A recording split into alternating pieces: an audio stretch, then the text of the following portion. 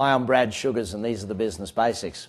Today what we're going to look at is a little thing about how we actually make change long term.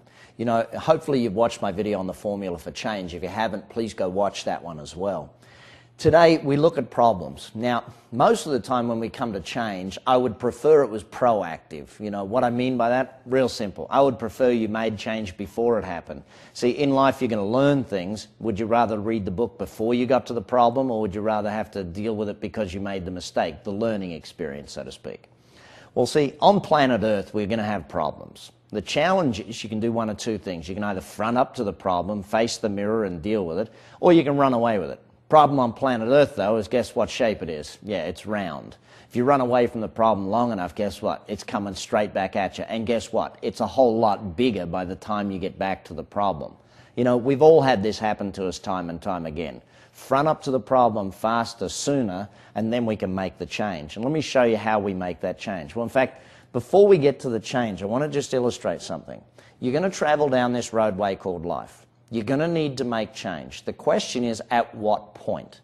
When you go down the roadway, you know those little cat's eye things in the middle of the road that when you hit them, they make a sound with your tires? I call them like the taps on the shoulder. You know, so here we are, we're traveling down the roadway of life. There's a little tap saying, hey, you're kind of off track. You know, you get those intuitive thoughts, you get those little things where you think, maybe I'm off track, someone gives you a hint, someone puts you in a little bit of a direction. Then if you miss those, sometimes then what you're going to do is hit the signpost on the side of the road, you know, the 2x4 or the 4x2, depending upon what part of the world you're in as to what you call it. You know, when that big signpost comes thwack over the back of the skull, at that point in time you know, hang on, I have to make change.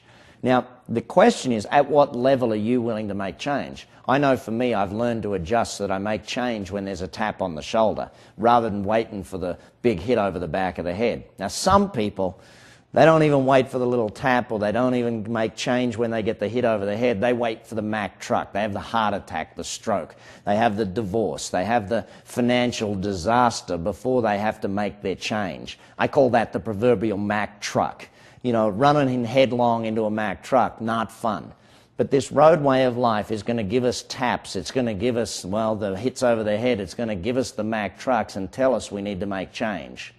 The question, my friend, is will you make change when it's the taps, or will you wait till the end? Well, let's look at how we can make change a little bit easier and a little bit faster. I call this the identity iceberg. Now, why? I use an iceberg to illustrate a human being for a very simple reason.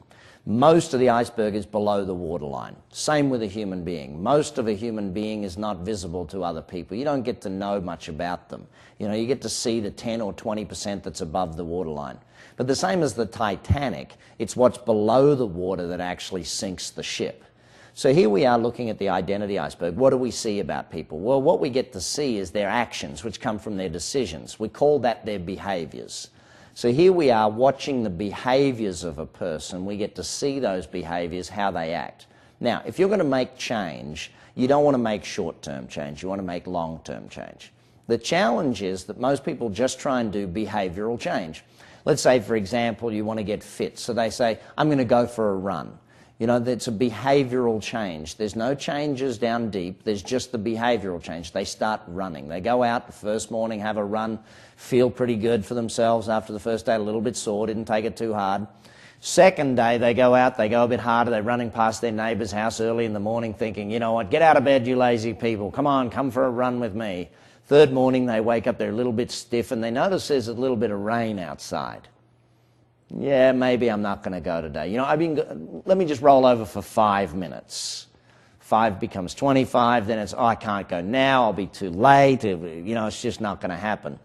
You know, and this is what happens for most people who try behavioral change. It's very short term. It lasts days, as long as, at the most, it'll be days. So then we've got to look and say, okay, well, what's the biggest impact on a person's behavior? Well, the biggest impacting factor on a person's behavior is their set of skills, what they're good at, what they know how to do. See, if I look at it, a simple one maybe, you know, if you're a good cook, then you'll cook more often because you're good at it. If you're a bad cook, you'll either go out to dinner or you'll have friends bring out and you'll get takeout type thing or get delivery because you're not a good cook. See, people like to do what they're good at, what you know you're good at, because you get good feedback of it, you feel good about yourself, and you're very comfortable in doing that type of stuff. So your behavior is affected by your skills. So if you want to get more long-term change, you've got to take training and become good at something. So what's the biggest impact then on someone's skill set? Well, the biggest impact for that is your belief set. So, for example, if we took, say, mathematics as an example, if you believe you're good at math, then you're going to do more study of it, you're going to get better at it, and your skills are going to get better, so your behavior ends up better. However, if you believe you're bad at math, if you believe that, I'm no good at this, then you're going to do less training, so less skill, and therefore less behavior and less outcome from it. A lot of this is a self-fulfilling prophecy, and it's funny how, if I ask someone, at what age did you learn you were bad at mathematics? And for most people, it's pre-age 10, which the human brain doesn't even have the capability of doing most mathematics pre-age 10. Let's get really serious and start to change. When does a belief need to change? A belief, the best illustration I can give you of a good belief is like a table with legs underneath it. How many beliefs or how strong the belief is depends on the number of legs to the table. Some of your beliefs are very, very weak. They've got one leg to the table. Some of your beliefs are very strong. You've got hundreds of legs under that table. And some beliefs will get shot down in an instant, and some will last with you for the rest of your life. Generally, to change a belief, we either do it proactively, we condition ourselves to determine that we want to change that belief, and we train ourselves differently, therefore we end up with different behaviors, and therefore we start to see a result which allows the belief to become ingrained. Now, ultimately, we've got to look at what creates the biggest impact in our beliefs. And generally what that comes down to is your set of values. Now, why is this the case? Let's look at, I'll use a business example, say sales. If your belief around sales is that salespeople are pushy and they lie all the time, then when you go out to sell, you'll try and not be pushy and you'll always tell the truth and you'll always be blatantly honest with all of your customers. Now, if your belief in sales is, well, let's use a simple human belief that translates into a human value that translates into a belief and a skill. What if you have the belief that, I value acceptance? Yeah, this is a big one, especially for salespeople. If you value other people's opinion and acceptance more than your own, if you want people to like you, then that value in and of itself is going to be a challenge because you're not going to ask for the sale because there may be some rejection.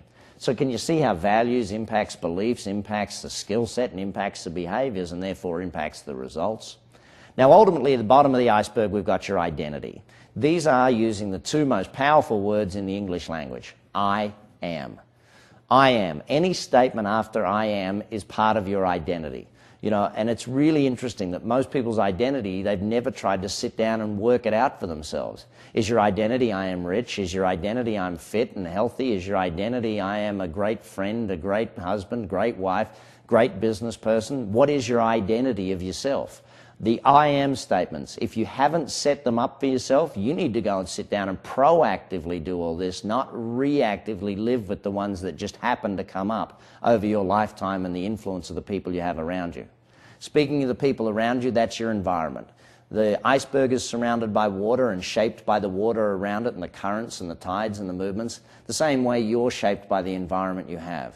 So ultimately, you want to change your identity? Change your environment. You want to change your values? Start changing your identity. Think of the time when you became a parent or a friend of yours became a parent. How many of their values changed all of a sudden when they added, I'm a dad to, or I'm a mom to their identity statement? If you change your identity, your values change. You change your values, your beliefs change. As the moment you start changing these, all of a sudden your skill sets will start improving, and hey presto, your behavior improves, and therefore your results improve.